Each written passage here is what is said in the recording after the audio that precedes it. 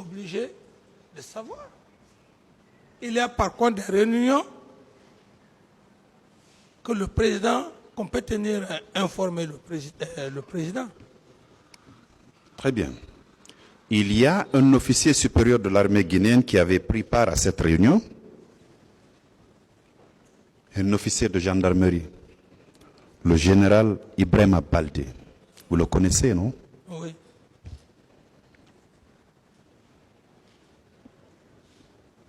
Il a été entendu aussi en qualité de témoin par le pôle des juges d'instruction.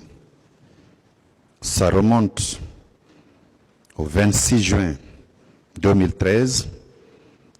Il était 10h18 quand le pôle le recevait.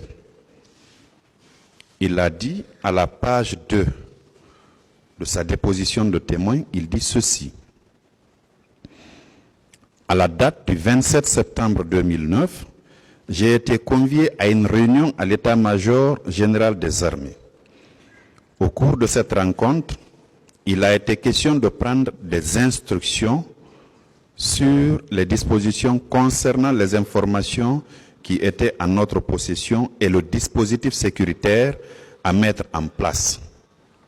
Il a été retenu que s'il y avait marche, seule la gendarmerie et la police nationale devaient assurer le maintien d'ordre. Je lis ce qui est écrit. Les autres corps devaient être casernés. Est-ce que vous étiez informé de cette situation-là, M. Camara? C'est ce que je vous dis, monsieur le procureur. J'ai dit, ça dépend du chef d'état-major général des armées, l'heure à laquelle il doit convoquer les chefs d'état-major particuliers. Est-ce que vous avez été informé Non. de cette réunion? C'est ce qu'il veut Non. savoir. Non. Non, cette réunion, non. Si le chef d'état-major général des armées a donné, a livré certaines choses, je n'ai pas été informé. C'est bon. Vous avez répondu. Très bien.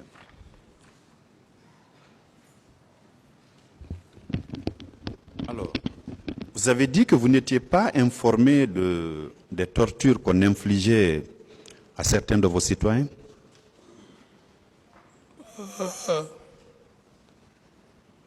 J'ai dit que les gens en parlaient, mais je n'ai pas vu une personne, tout au moins parmi les victimes, d'entre elles, de mes yeux. D'accord. Je vous en donne une. Il s'agit de M. Abdoulaye Diallo. Il a été auditionné par le pôle des juges d'instruction le 13 février 2013 à 10h15. C'est la cote 11,96 pour vos avocats.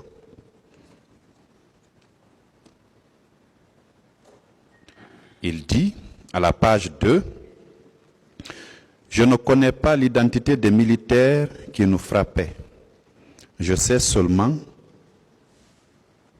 que le commandant du camp s'appelait Begré. » Ça, c'est une des victimes qui s'est constituée partie civile devant les juges d'instruction qui tient cette déclaration.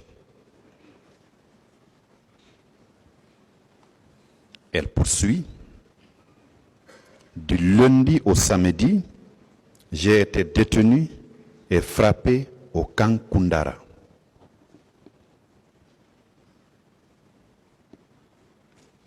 Ensuite, lors des scènes de bastonnade, je n'ai reconnu que le commandant Begré et le sergent Paul. Vous qui étiez président de la transition, commandant en chef des forces armées, cela s'est passé dans un des camps qui relevait de votre autorité pendant tout au moins une semaine. Vous n'aviez pas été informé, Monsieur Camara? Non. Non.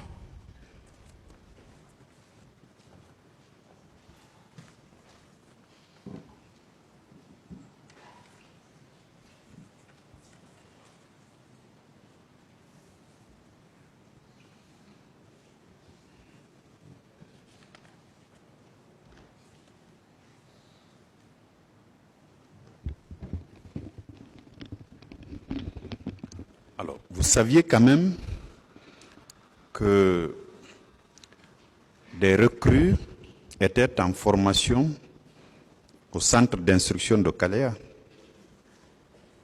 Oui. Vous le saviez? Oui. Pour avoir discuté des modalités de recrutement, des modalités de formation de ceux-ci avec celui qui était en charge du ministère de la Défense nationale, n'est-ce pas? Qui? Avec le ministre de la Défense, je veux dire. Vous en aviez parlé parce que vous étiez le commandant en chef des forces armées. Et vous avez précisé que quand il vous en a parlé, vous avez demandé à ce que les recrues proviennent des 4 régions naturelles de la République. Oui, parfait, oui. N'est-ce pas? Oui. Alors, habituellement, quand on organise des recrutements de ce genre, il faut absolument que ça reçoive l'onction du commandant en chef des forces armées que vous étiez. Est-ce que quand on a mis en place, quand on a recruté ces gens-là, le ministre était revenu vous dire que vos instructions avaient été suivies à la lettre, comme quoi on a puisé ces recrues-là parmi les citoyens guinéens remplissant les conditions et originaires des 4 régions naturelles. Est-ce que le ministre de la Défense nationale vous avait fait le retour? Non. Vous ne l'avez pas interpellé non plus par rapport à cette histoire de recrutement? Non.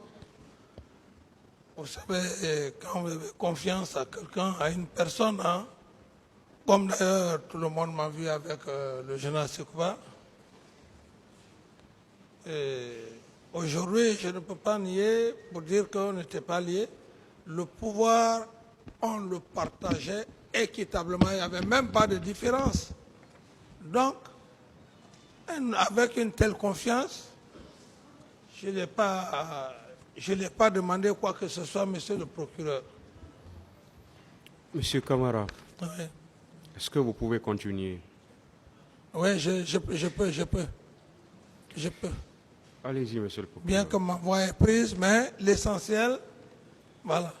Je vais aussi aider la Cour. Alors, efforcez-vous à parler dans le micro. Oui.